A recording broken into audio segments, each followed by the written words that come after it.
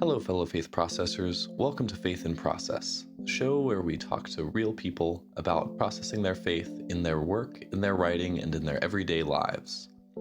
I'm your producer, Grayson Priest, and today Harry and I are talking about radical obedience through the lens of the early Church of the Brethren. Enjoy the show.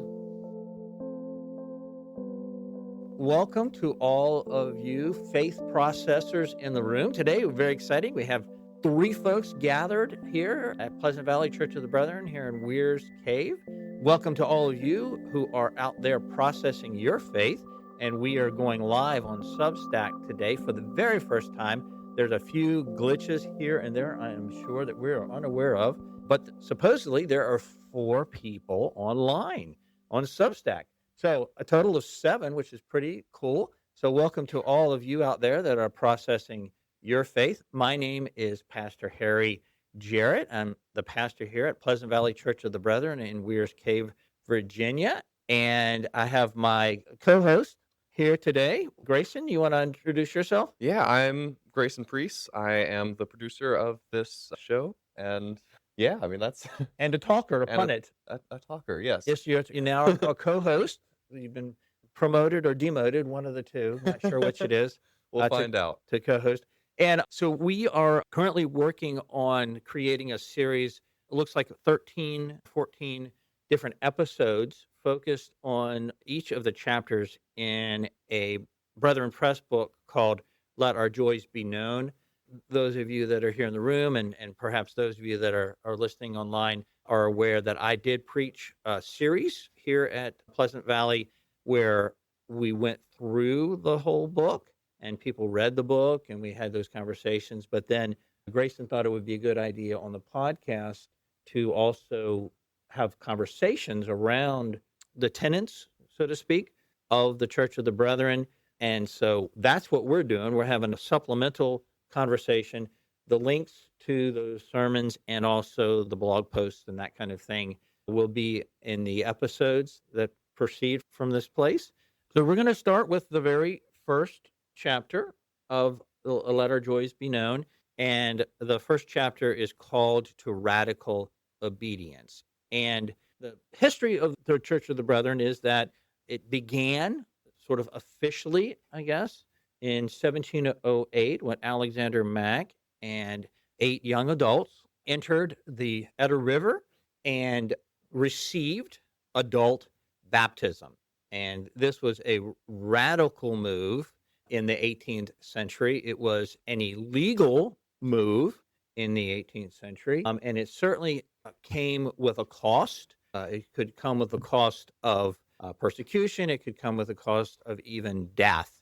And so we're going to chat a little bit about that whole experience, where it came from, how the Pietist movement influenced it, what the core beliefs were. Grayson, have a little bit of time here. Yeah, so, well, I mean, first off, I want to say I sort of thought that I knew this story better. It was nice to read through it again because I didn't realize how big of a deal it was that, yes, this was an illegal act when these 8 people went and baptized each other in a river. They were in a part of Germany that had changed rules several times in the last century, I think 5 separate times in the previous century. And every time they had somebody new in charge, they had a new religion they were expected to follow. And so this was in a lot of occupation from outsiders and insiders as well. So. A lot of occupation and a lot of, well, definitely not religious freedom. And so to then say, we're going to go out in public in a river where everybody can see us and show that we have a different faith than the one we're expected to follow was a really big statement. Yeah, and so in this chapter specifically, we're talking about radical obedience, and that is, so this is sort of their first demonstration of what that looks like. They were talking about God as this teacher who we really need to follow very directly, and so following his teachings is more important than, say, following the law or following what even the church was expecting them to do, because you weren't allowed to even host a Bible study outside of the church. Right, yeah, unless you had sort of the official clergy that was officiating at a Bible study or any sort of church gathering. that was considered to be inappropriate and even illegal. Yeah. Now, you in our pre-conversation, you had taken a few notes, and some of the things that you mentioned to me was that what stood out to you were some scriptures that these folks focused on and that were really important, and that intrigued you. Why don't you talk a little bit about those two scriptures and why you feel like that was either different or important to you or them?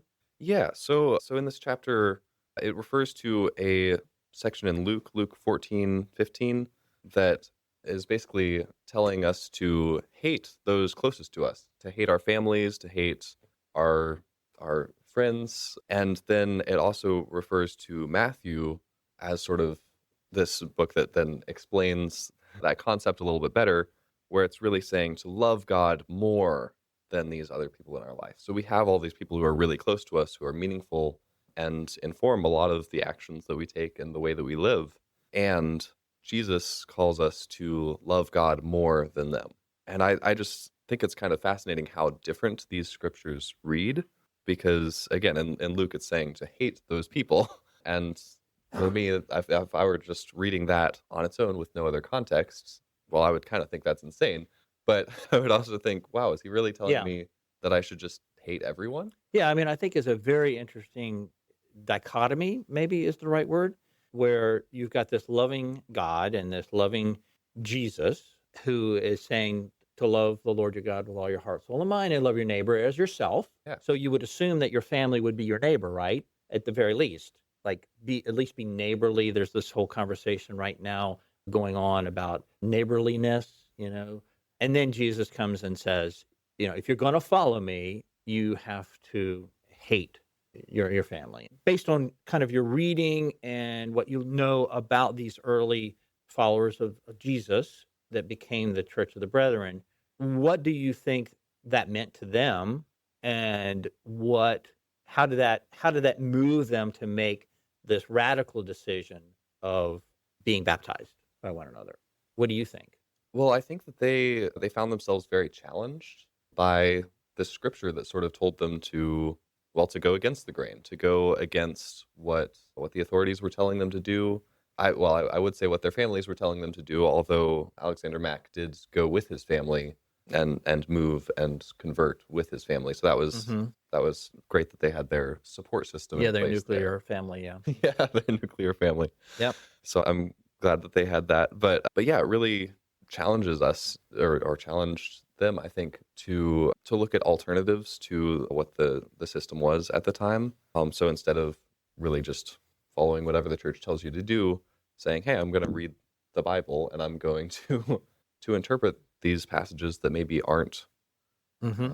aren't as prevalent in what we're being taught, and say, hey, maybe I should be looking for my own way based on what Jesus taught, rather than what this clergy is teaching." Hmm. And so I really think they were scholars of a sort, because they were really trying to read between the lines and Right. find the context where they could.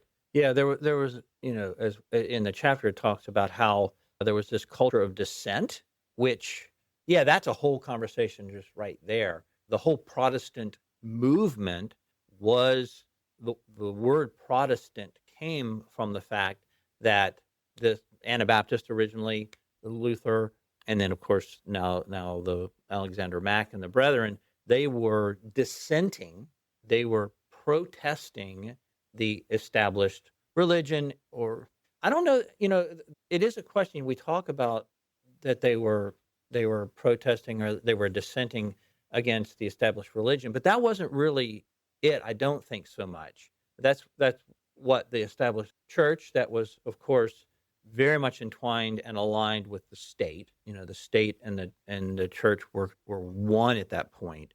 So one of the things that a lot of people don't realize is that this act of baptism, while for Alexander Mack and these other folks was an act of faith and an act of radical obedience, wanting to really apply the teachings of Jesus, really wanting to apply the teachings of the New Testament. While it was an act of faith, they also knew that there was a cost to it, because being baptized as an adult was illegal. And one of the reasons that it was illegal is that if families in that time were not baptizing their babies, the state had no way of counting their citizenship or knowing who to conscribe later in life to the military. Mm. So the churches and the church rolls where families would have babies, they would take them to the churches, the clergy would baptize them, they would go on the church rolls, but that was also sort of putting them on the citizenship roll too Yeah. of whatever area that they were living in or whatever nation they were involved in. So if families were deciding because of their faith that they weren't going to baptize their babies, well, this became an economic and a political situation because now how do we know how many citizens we have, right? And how do we know when the boys are old enough to bring in to military service? And how do we know how much or how to tax the families if we don't know how many people are in the family? So that was one of the big reasons, at least in regards to the state, why this was such a problem, really, for the state. Now, I guess they could have thought through, well, we can do it a different way, and we don't have to kill all these people. Well, But that's they not what they weren't did. they weren't all going to hospitals to give birth. I mean, that's No, just not that hospitals no, didn't exist. there were no in that hospitals to go to. sort Exactly. of capacity. Right. So yeah, that would be a lot more challenging without a means like that, where everyone is sort of pulled by faith to Exactly. this ritual. Yeah.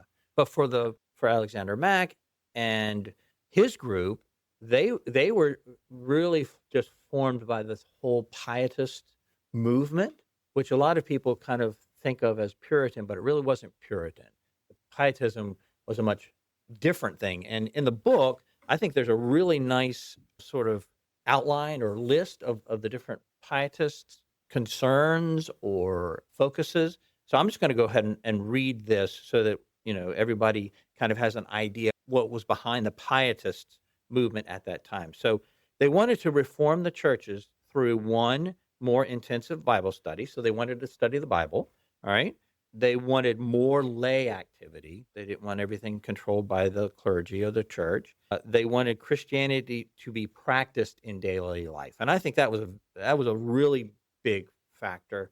That they wanted both the inner faith and the outer working of faith, so that James thinks faith without works is dead. Right? They wanted freedom in religious matters. They wanted to reform theological training, which is very interesting. And 6, they wanted more edifying preaching instead of rhetoric about dogmatic issues. Which, as a pastor and a preacher, I find that last one very interesting. And as I read it, I'm thinking, I wonder if my congregation thinks the same thing. Are they interested in more edifying preaching instead of rhetoric or podcasts? I don't know. But nonetheless, that's what we're doing. So we're having this rhetorical conversation a little bit about the dogmas and the doctrines of this time period. But those, I think, were what they were really wanting and what they were focusing on from the Pietist movement. And then Mack and his followers decided, well, we're gonna go in that direction. We're going to count the cost, and we are going to be baptized. And so they did, which, for me, it's inspiring. I love this whole idea of radical obedience. And I think in our day and time, that kind of willingness to count the cost and say, yes, I'm willing to pay the cost. Because they didn't just count it. They also said, we're willing to pay the cost of being faithful disciples of Jesus Christ, which is inspiring to me in regards to the Church of the Brethren these days and what's going on in our life these days. So let's talk a little bit about radical obedience, counting the cost now, and what does that mean and what does that look like for all of us? You're a young adult. How old are you? I am 22. You are 22. You are a young adult. I think Mac, I don't know how old he was, but he was probably young. And so He was at one point. he was young, No, exactly. yeah. Well, most of them are young adults. So does this kind of story inspire you in any way? If so, why? If it doesn't inspire you, why doesn't it inspire you? And talk a little bit about this story. And of course, it's historical, but does it mean anything to you now? Does it going to change anything for you now as a part of the Church of the Brethren? Well, I want to say, I mean, yeah, first as a young adult who's just come out of college, that there are a lot of challenges and pressures in life that you don't really acknowledge for most of your childhood. And then you're sort of tossed out into them, and people have been trying to warn you and give you like ideas on how to, Give you a heads up, huh? yeah, give you a heads up a little bit. But then you're out there having to pay taxes and just pay bills and, get a job and start thinking about planning for retirement, which is I mean, I assume for me a long way off. If Not so far. You should start now. yeah, yeah. So, Well, yeah, bit but of the financial thing is, advice, it's very important to start now. Exactly. But these are a lot of things that I sort of thought like, oh yeah, well that'll just come naturally when it happens. But no, they're work. They're things that you really have to commit energy to, and that takes time out of your life and sort of pressures you to focus on certain things like financials and all that. I've realized financials are specifically what I'm talking about because that's what I've been feeling the most. But yeah, that's So how does radical obedience apply to that in any way, or does it? Is it sort of like the all the pressures of life mean, well, I'm going to focus on that, and I'm not going to go get baptized in a river somewhere? well, I mean, exactly. It's kind of like I can so easily be distracted from the things that really matter in life by money. Like Huh? money is this sort of endless trap of, well, there you can always have more of it and you can always spend more of it.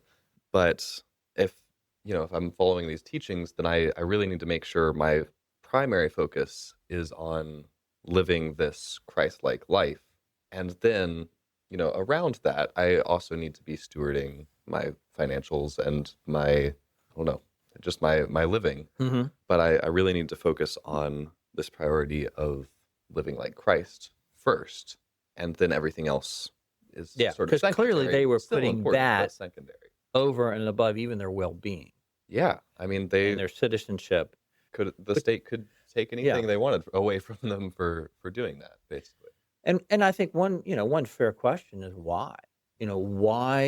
Why was it so important for them? What motivated them to do these kinds of things? I know for me, as a young adult, I started out in the Anabaptist Mennonite tradition. Kind of as a young adult, had a radical conversion. I just wanted to know God, and we talked a little bit about that in our first episode. There was this inner desire to be faithful to God for me, to follow Jesus no matter what it would cost, and was fascinated with the Anabaptist movement, this radical movement of young adults that were just willing to go 100% for Jesus, 100% for God. You've got the story of Alexander Mack, where these folks are willing to do the same thing. I guess for me, it was a decision, but there was also sort of this emotional, spiritual churning in my life that made me say, I want to do that because I want to be faithful to God. I think, do lots and lots of people feel that way? Is that an unusual thing? I mean, it seems to me that that's an important question to ask. Is that something that everybody feels, and so but then they say no because they count the cost and they're not willing to pay the cost?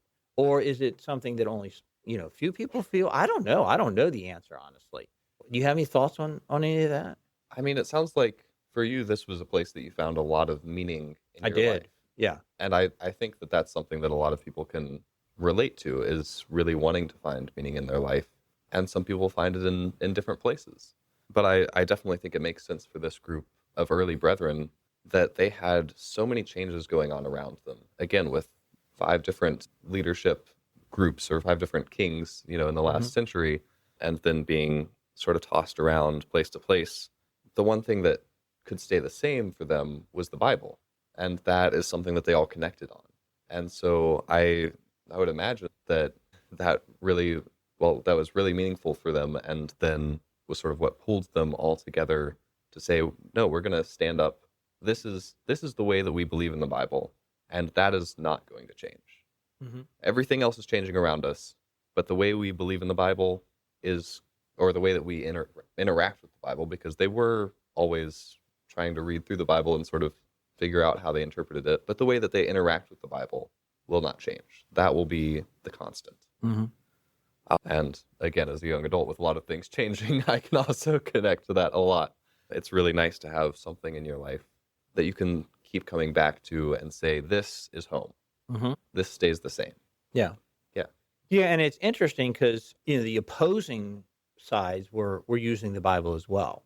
Yeah. Right? And saying what you're doing is wrong. So that's a whole interesting conversation as well. I'll be talking in church here a little bit about the schism, the Great Schism in 1054, and how both sides were using the same or similar scriptures to reinforce completely different ideas or ideals and ways of being the church and being faithful. And that's same similar kind of thing is going here. It wasn't just the state, the politics that were saying, y'all can't do this, but it was the church. They were heretics, considered heretics, which I think is very intriguing.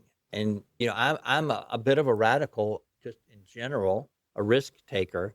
So the idea of being a dissenter sounds kind of fun, I guess, until they start torturing you and killing you and those kinds of things. Fortunately, that's not happening to me. But I think there's things going on in our society now where people are protesting certain things, and one side of the church is saying that's a really, really good thing, and one side of the church is saying no, it's really a bad thing. They shouldn't be doing that. Who's right? Who's on the right side of history? Because we are continuing to be in this stream of the Church of the Brethren, we say, well, they were on the right side of history, right? I would imagine that there's people that would say, no, they weren't on the right side of history. And I think we need to just be honest about that and say, reflect on how do we make sure we're on the right side of history, and how do we know, and what are all those things. So I think it's a fascinating story. I love this idea of being willing to count a cost and say, I'm willing to pay the price for faithfulness and for obedience as I believe it and see it, and hopefully that's right. Yeah, hopefully that's going to produce some good fruit. So, well, we're kind of at the place where we allow for questions. So I don't know. We still have actually 6 people online. What is up with that? What do you know? How about, and we got more people in the room. Welcome to the rest of you. My goodness, huge group, huge. This is the biggest turnout we've had yet.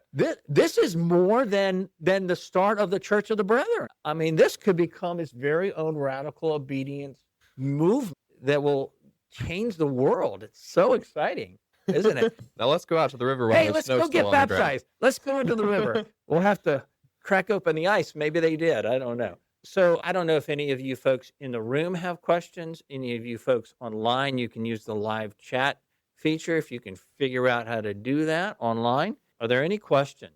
Yes. Were Alexander Mack and his followers breaking away from the Catholic Church? No, they were not. The Reformed Church in Germany was the primary state church. So it would have been a Protestant church. It's 1708, so the Radical Reformation or Luther's Reformation. So there was Luther and there's Calvinist, there's all these different churches. And so in 1708, there had already been about 200 years of Protestant Reformation. So it was a very different time, say, than the 1500s, when you could still get tortured or killed or imprisoned or whatever at this time, but it was kind of diminishing a little bit. And Alexander Mack and their group were influenced by the Pietist movement and that inner and outward faith. So it wasn't really the Catholic Church that they were breaking away, but it was the established church of whatever group, as Grayson said, was in charge of that time. But they were pulling away from the state-endorsed church. What was the state-endorsed church? At that time? That's a good question. And Lutheran? Well, there was Lutheran, there was Catholic, there was the Reformed Calvinist Church, and it changed. I think the simple answer is that I would have to look up exactly what orthodoxy or was specifically, but Alexander Mack, they moved too. So they were moving from area to area that had different endorsed churches at that time. So they were moving around and they ended up in the, if I'm remembering correctly, the Palatinate that was a bit more free and open-minded so that they had less chance of being persecuted and killed. So they were moving from more strict areas to more free areas. And ultimately, they moved to Pennsylvania, right? They migrated here to the United States, to Pennsylvania, in order to have religious freedom. So, yes, ma'am. So I'm interested when you said hindsight, in hindsight, half of the people probably would have said Mack and his group were on the right side of history, and other people you would strongly disagree. Well, probably way less than half would have, Less than half. would have said they're in the right. I mean, it was just 8 of them. So I'm interested in the people that thought they were doing the wrong thing. Like, who are those people? And later, decade later, hundreds of years later, would they still look back and go, gosh, that was really bad because of why? Well, and it is an interesting thing because we're like, what's the big deal, right? I think that the big deal was the big conversations were authority and power, economics, and control. So there's a lot of problems at that time, and there was a lot of power struggles. So the best way to keep people under control is a common religion, right? That is controlled by the hierarchy, the upper ups, all right? And so if you can get people to believe that God has ordained your authority and your leadership, right? That if you go against my authority and my leadership and my rules and my guidance, you are going against God and you're going to go to hell and be burnt forever and ever. Well, that's a pretty good motivation to sort of stay in line. Well, the reason that this became so problematic is, what do you do with a group that says, I don't care? God did not ordain you. You're not teaching the Bible. You're not teaching what Jesus said. God's our authority. You are not our authority. We have a higher calling than what you as the government and the state are doing. And we are going to actually do things, visible, public, out there things that basically say to you in your face, you're not in charge. You are not my God. My God is Jesus. My God is God. And I'm going to follow that way. And when those two ways collide, well, I'm going to go with Jesus. I'm going to go with the Bible and not you. Well, that creates chaos in a state, in a country. And so government just can't allow that, they have to put it down, or else, well, then what? And I want to, reiterate the point that both, obviously the group of 8 with Alexander Mack and the government here, and the church, everyone here was saying, I believe in God and I'm following the teachings of God. And probably all of them believed that. As I would assume a lot of us do. And so while they believed very different things about what God taught, they did believe that the things that they were doing were right in the eyes of God. Mm-hmm. It's just they had very different ideas on what was right in the eyes of God. Just some of them were wrong. Yeah. Yes. It's an ongoing conversation. Mm-hmm. Yep. That's why there are so many parts of Christianity. Yes.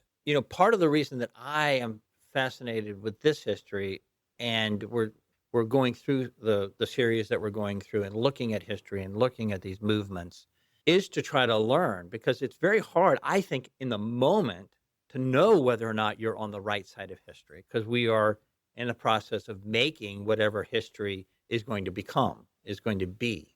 And so looking back at things like this and saying, were they on the right, did they make the right choice? And if we believe, because looking back and everything that was going on in the tapestry of the geopolitical, sociological, religious sectors there, do we think that they made the right choice? I think is the question that we need to bring to all of these things. Was it the right choice to step into the Eder River and go against the law and be baptized because they wanted to follow the way of Jesus and be faithful, obedient Christians? There's probably different opinions about that, right? But I think whatever we decide on that also gives us a clue on what we should be doing. How do we, because we all, I think, are very aware that there are things like this happen. I mean, the story is similar. I mean, it's just these stories just repeat and repeat and repeat and repeat, and all through history. Exactly. And it's happening right now. And so I think, one of the reasons to look at this stuff is to say, okay, very intriguing, all well and good, but hey, now what? What am I going to do? How am I going to respond now? And I think how we view the past will influence what cost we're willing to pay or not pay right now. And that's very similar to what they were doing at that time as they were looking at the past. Let's look at the New Testament. Let's look at when Jesus was around, which was a lot further before Alexander Mack and, again, the early brethren than they are before us in history. Sure. I mean, that's 1,700 years instead of 300 years. So they were looking way further back and saying, hey, Jesus spoke out against the church. Or the empire. Or the empire of the time. Yep. Israel. And said, hey, this is not how we do things. This is not what God's talking about. Yeah, I mean, I think for me, classic example is Martin Luther King Jr., the civil rights movement, and he gets assassinated, right? So clearly, I think that if Martin Luther King Jr. knew, and I think he did know that it was possible that he would have gotten shot for all he was doing in the civil rights movement, I'm not sure that he would have done anything different to not get shot. And I don't know, those kind of stories inspire me. I mean, I don't want to get killed, but I think if somebody's reading my story in 200 or 300 years, I want people to say, oh, wow, she did the right thing, did a good thing. So, well, speaking of good things, it's time to go to church. So thanks for coming. Thank you, all of you, for being here. Great having you here. Thank you for all of you that are online for joining in. We are going to head to church now. We'll look forward to seeing you the next time. Thank you for listening to Faith in Process. If this episode sparked any questions for you, you're welcome to reach out to us via the comments or emails, or you can even talk to a friend of yours about any questions you might have. We think conversation is an important part of processing your faith, which is why we do it so much on here, and so you're encouraged to extend the conversation at home. This was the first of a 13-part series based on Let Our Joys Be Known, a Brethren Heritage curriculum for adults by Richard B. Gardner and Kenneth M. Schaffer. Harry and I will be talking about each chapter of this curriculum about once each month for the next year. Don't worry, you'll still be getting weekly episodes with all of our other guests, and you can find the schedule of that guest lineup on pleasantvalley.org. If you'd like to get to that link quickly, or if you'd like to reach out to us about coming on an upcoming Sunday, you can find those links down in the description. Happy processing!